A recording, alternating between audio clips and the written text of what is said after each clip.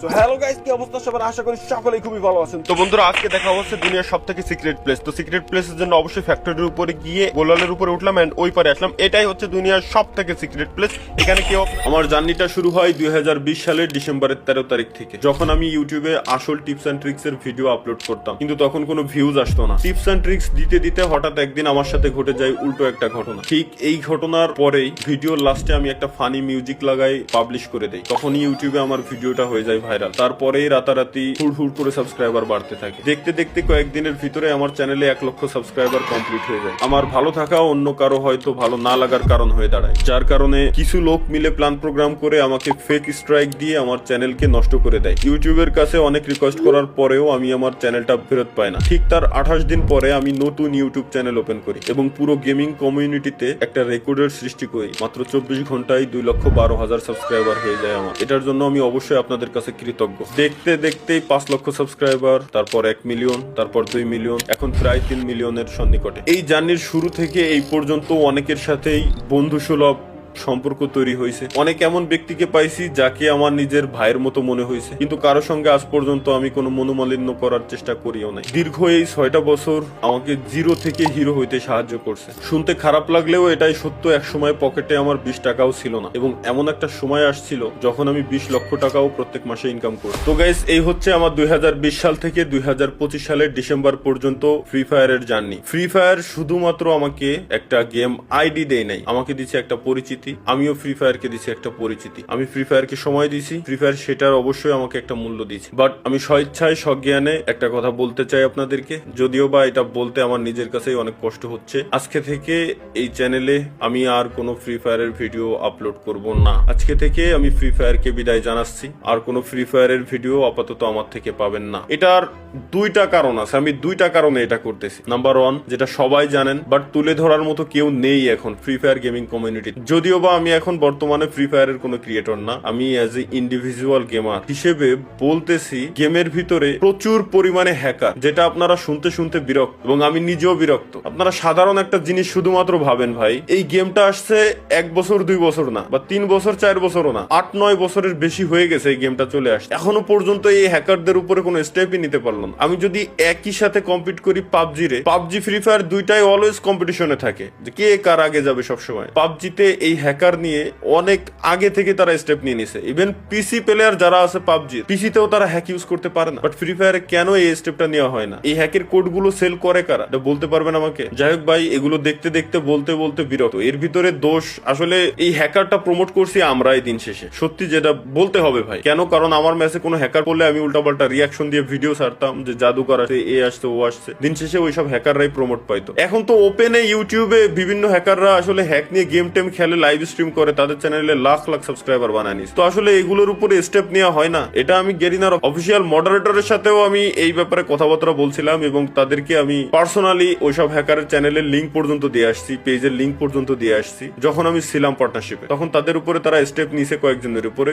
উপরে স্টেপ নেওয়া হয় নাই। মাঝে মাঝে গেরিনা অফিসিয়াল পেজ থেকে পোস্ট করে যে আজকে 6 লাখ হ্যাকারের আইডি ব্যান হয়েছে, কালকে 5 লাখ হ্যাকারের আইডি ব্যান হয়েছে। বাট কই ভাই, এখনো পর্যন্ত পার্মানেন্ট কোনো সলিউশন তো দেখলাম না। আইডি ব্যান তো পার্মানেন্ট ডিরেক্ট কোনো সলিউশন না। গেম খেলা অবস্থায়, গেমে থাকা অবস্থায় আপনি ডিরেক্ট ব্যানের কোনো স্টেপ কেন নেন না? আপনারা কেন করতে পারেন না? এত বছর হয়ে গেল এই গেমটারে কি কাস্টমাইজ করতে পারেন না? গেমে কি শুধুমাত্র নতুন নতুন স্কিন, গান স্কিন, এটাই কি? এভাবে কি গেম চলবে? কোনোদিনও চলবে না। তো যাই হোক, পয়েন্ট নাম্বার 2 যেটা হচ্ছে মোস্ট ইম্পর্টেন্ট, সেটা হচ্ছে আমি আমার নেক্সট জেনারেশনের কথা চিন্তা করি। অলরেডি জেন জির পর আরো একটা জেনারেশন চলে আসছে অলরেডি। আপনি মানেন আর না মানেন, জানেন আর না জানেন, অলরেডি নতুন আরো একটা জেনারেশন আছে, যে জেনারেশন বর্তমানে ফ্রি ফায়ার প্রচুর পরিমাণে খেলতেছে। খেলুক, এতে আমার কোনো দুঃখ নাই, কোনো কষ্ট নাই। বাট একটা জিনিস আপনারা শুধু একটু ভাবেন, পয়েন্টগুলো জাস্ট নোটিস করেন।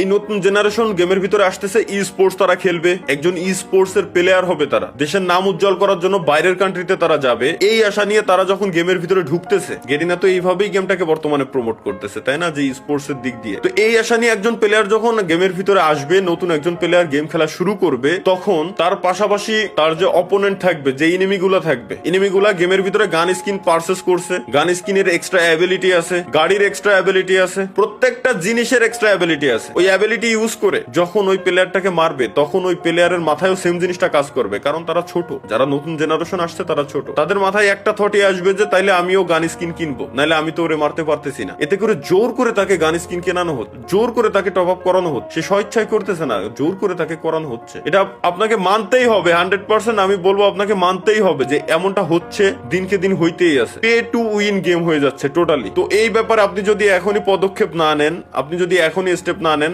আপনার ভবিষ্যৎ প্রজন্ম টোটালি শেষ, টোটালি ধ্বংস হয়ে যাবে। এবং আমি আরো একটা কথা বলে দিই, আমি জানি আমার এই কথাগুলো বলার পর, এই ভিডিওটা পাবলিশ করার পর গেরিনা হয়তো অন্য কোনো ক্রিয়েটর বা আদার্স যত ক্রিয়েটর আছে তাদেরকে সবাইকে এক জায়গায় করে কোনো ইভেন্টের আয়োজন করে আবার হাইপ ক্রিয়েট করে দিবে। আমার এই কথাগুলো তারা মাথা থেকে জেনে ফেলবে টোটালি। বাট আমি, আপনারা যারা অডিয়েন্স আছেন, আমি আপনাদেরকে বলবো যে এই ব্যাপারে আপনাদের স্টেপ নেওয়া উচিত। যারা সিনিয়র আছেন তাদের এই ব্যাপারে স্টেপ নেওয়া উচিত, না হলে ভবিষ্যৎ প্রজন্ম টোটালি ধ্বংসের মুখে চলে যাচ্ছে এবং ধ্বংস হয়ে যাবে। জোর করে একজনকে দিয়ে টপ আপ করানো হচ্ছে, সে টপ আপ করতেছে, তারপরেই না সেই গেমে জিততে পারতেছে। বুঝতে পারতেছেন? এখনো বুঝেন নাই? আমি আরো একটু ক্লিয়ার করে দেই। একটা ই স্পোর্টস এর প্লেয়ার হওয়ার জন্য মিনিমাম তাকে 3 থেকে 4 মাস মিনিমাম তাকে গেম খেলতে হবে, কিছু না হইলেও 3 থেকে 4 মাস তো খেলাই লাগবে তার গেম। তো 3 থেকে 4 মাস সে যখন র্যাঙ্ক ম্যাচ খেলবে, তাকে যখন সার্ভাইভ করতে হবে, মাস্ট বি র্যাঙ্কের ভিতরে তার যাওয়ার জন্য গান স্কিন নেওয়াই লাগবে, গানের এক্সট্রা অ্যাবিলিটি তার নেওয়াই লাগবে, মাস্ট নেওয়াই লাগবে। এছাড়া সে গেমে কোনোদিনও উইন হয়ে আসতে পারবে না। তারপরেই তাকে ই স্পোর্টস এর উপরে যাইতে হবে, স্পোর্টস এর উপরে ফোকাস দিতে হবে। আমি মানলাম টুর্নামেন্ট খেলার জন্য কোনো গান স্কিন লাগে না, টুর্নামেন্টে গান স্কিনের কোনো অ্যাবিলিটি নেই, এটা আমি মানতেছি, কিন্তু ওই পর্যন্ত যাওয়ার জন্য একটা প্লেয়ারের যে 3 থেকে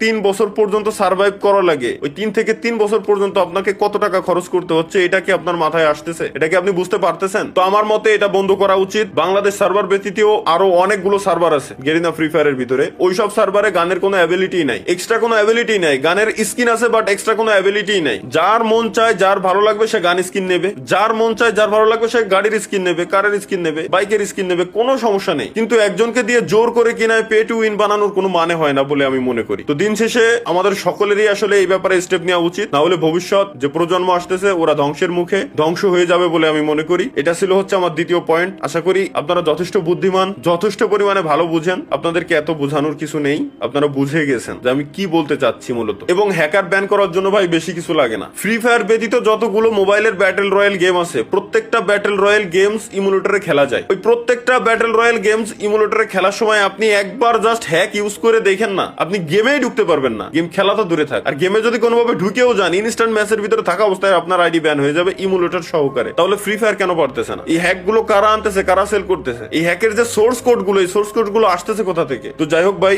যদি কোনোদিনও এগুলো ঠিক হয় তাহলে আমি হয়তো ব্যাক করতেও পারি, তাছাড়া আমি আর ফ্রি ফায়ারে থাকতেছি না।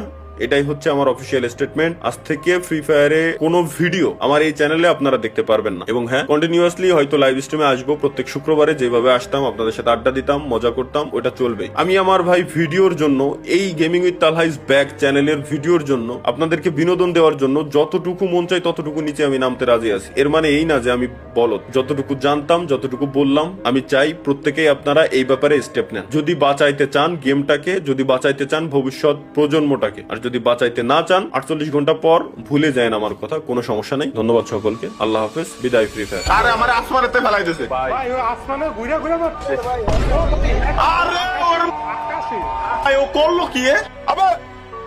আল্লাহ আস্তাগফিরুল্লাহ লা ইলাহা ইল্লাল্লাহ। देख के अरे ये कहाँ से आ गया? ये देखो के लिए सीएस रैंक नहीं तो फिर बताओ, अब बैन ही नहीं हो रहा है, इसको रिपोर्ट भी किया।